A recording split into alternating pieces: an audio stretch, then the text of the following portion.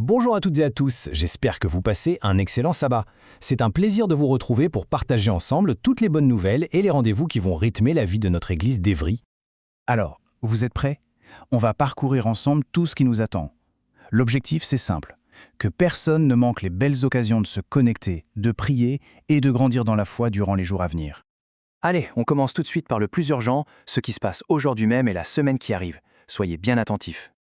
Et ça démarre fort, puisque cet après-midi, oui, aujourd'hui même, à 16 heures, on a une étude biblique qui s'annonce vraiment passionnante sur le Saint-Esprit.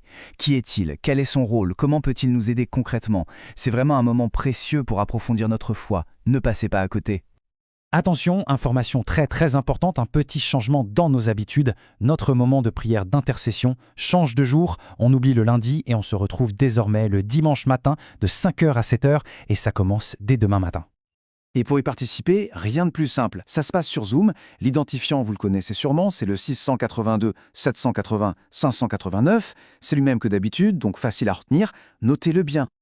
Et alors là, préparez-vous pour samedi prochain, le 22 novembre. Ça va être une journée exceptionnelle. Dès 9h30, c'est le grand retour de 50 minutes pour comprendre. Et attention, 100% en direct.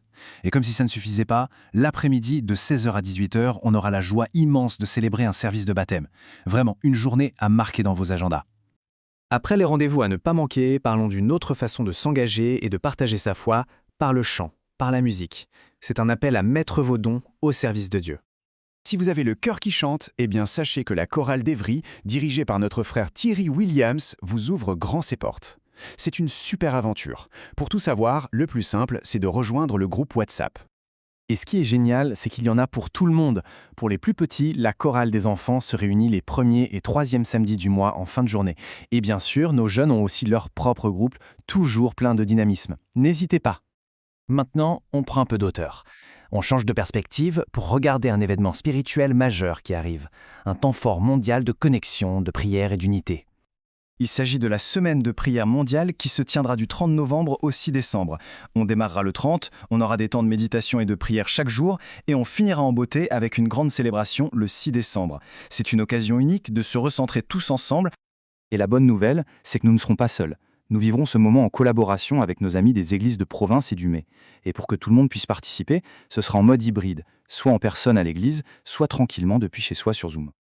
Pour celles et ceux qui nous rejoignent, ou pour un petit rappel qui fait toujours du bien, voici le rythme de croisière de notre communauté, tous nos rendez-vous réguliers qui font battre le cœur de notre église chaque semaine. Jetez un œil, il y en a pour tous les goûts et tous les emplois du temps. Que vous soyez un lève-tôt avec la rosée matinale au téléphone ou que vous préfériez la réunion de prière du mardi soir sur Zoom, il y a forcément un moment pour vous. Et bien sûr, le sabbat, notre journée phare, est rempli de rendez-vous pour tous, en présentiel comme en ligne. Voilà, on a fait le tour des annonces principales. Et pour terminer, j'aimerais qu'on prenne juste un court instant pour se recentrer sur l'essentiel, sur ce qui fait notre force, notre foi. Alors qu'on s'apprête à commencer une nouvelle semaine, j'aimerais laisser cette question résonner en nous. Comment, chacun à notre niveau, pouvons-nous être une source de lumière et d'unité pour ceux qui nous entourent? C'est une belle réflexion à garder avec soi. Et laissons-nous porter par cette parole magnifique de Romains chapitre 15, afin que d'un même cœur et d'une seule bouche, vous glorifiez le Dieu et Père de notre Seigneur Jésus-Christ. Quelle belle feuille de route! Je vous souhaite à tous un merveilleux sabbat et une semaine remplie de bénédictions. À très bientôt!